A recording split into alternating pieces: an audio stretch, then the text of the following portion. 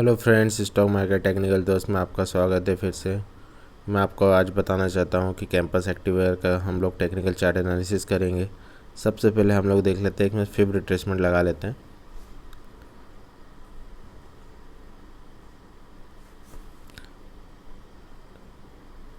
Fib retracement में पता चल जाता है कि ये बॉटम से कहां तक जा सकता है, कहां सपोर्ट है। सबसे पहले हम लोग बात कर लेते हैं, इसका जो बॉटम बना था जो अप्रैल की कैंडल में है अराउंड 214 के आसपास, और इसका जो फिब रिट्रेसमेंट का 50% है, जहाँ पे इसका स्ट्रॉन्ग 291, और अभी जो 20% रिबाउंड हुआ है उसके ऊपर क्लोजिंग 250, और इसने क्लोजिंग दी है 258 के आसपास। मतलब 23% का रिबाउंड देखिए, अभी 50% की तरफ ये जा रहा है।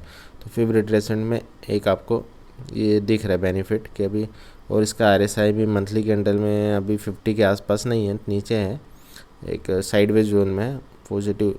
तो अभी मंथली कैंडल के हिसाब से जो इमीडिएट इसका फर्स्ट टारगेट है, जहाँ तक इसको जाना चाहिए 270 दिख रहा है, ये मंथली कैंडल के हिसाब से दिख रहा है 270 तक।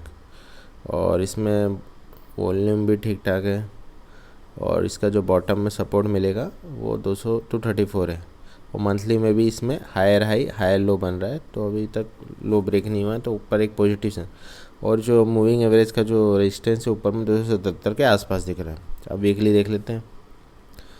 वीकली में हम लोग सबसे पहले देख लेते हैं RSI क्या बोल रहा है इसका।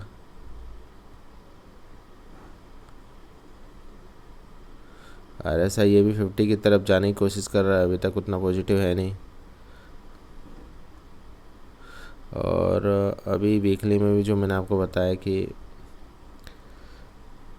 वीकली के हिसाब से 267 के आसपास, और उसके बाद फिर 271, मतलब ये 266 टू 8 है। ये वीकली के लिए ये जो रेड कैंडल बनी है 17 मार्च की, इसको अगर इनगल्फ कर देगा 10 मार्च की, तो ये वहाँ तक जाएगा, और इसके मेरे ख्याल से 50% ऊपर चल रहा है, तो करना तो चाहिए।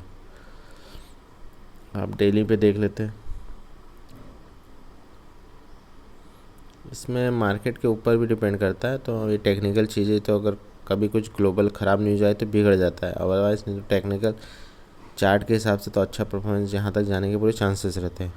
हाँ, डेली में पूरा पॉजिटिव है, मतलब डेली में अच्छा खासा मूवमेंट आ रहा है, और लास्ट डे भी 1% बढ़ के ये क्लोज़ हुआ है। तो अगर डेली चार्ट में एनालिसिस कर, डेली चार्ट का देखें, तो इसको जो इमीडिएट सपोर्ट मिल रहा है ये रेट 248 के आसपास है, और इसमें 1550, ये 15 मूविंग एवरेज के ऊपर भी है, और 50 मूविंग एवरेज के का एक सपोर्ट मिलेगा इसको 250 के आसपास। लेकिन इसने जो ब्लू लाइन है, इसने ग्रीन लाइन को क्रॉस ओवर नहीं किया है, तो इतना भी पॉजिटिव नहीं है मार्केट में इतना। जैसे ये क्रॉस करेगा एक पॉजिटिव बाइंग आती है, और इसको इमीडिएट रेजिस्टेंस ये 100 मूविंग एवरेज का आ गया, एक्सपोनेंशियल मूविंग एवरेज का 259। तो इसके ऊपर जैसे क्लोजिंग देना चालू करेगा तो एक बड़ा मूवमेंट इसमें आ सकता है।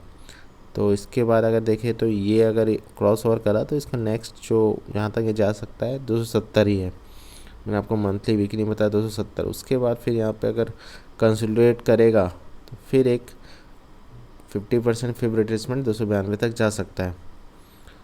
जो पूरे फॉल का 50% फिब रिट्रेसमेंट इसका 290 के आसपास है, वहाँ तक भी जा सकता है। बाकी अब इसका रिजल्ट और ये बाकी ग्लोबल मार्केट के ऊपर डिपेंड करेगा। बाकी हमारे मार्केट तो बहुत पॉजिटिव है। जो फ्राइडे को जो मार्केट में ना निफ्टी बैंक निफ्टी में इतना मूवमेंट नहीं आया, लेकिन स्टॉक पैसिफिक बहुत ज़बरदस्त मूवमेंट आया, तो इस पे ध्यान रखिए। और ये ब्लू मूविंग एवरेज के ऊपर, मतलब इसका हाई तोड़ा है 252 के ऊपर हाई तोड़ा है, तो अब चांसेस है कि एक बार 270 टच करके आ सके। अगर आपको मेरा आज का वीडियो अच्छा लगा तो मेरे चैनल को सब्सक्राइब लाइक जरूर कीजिए। मिलते हैं नेक्स्ट वीडियो में। Thank you friends.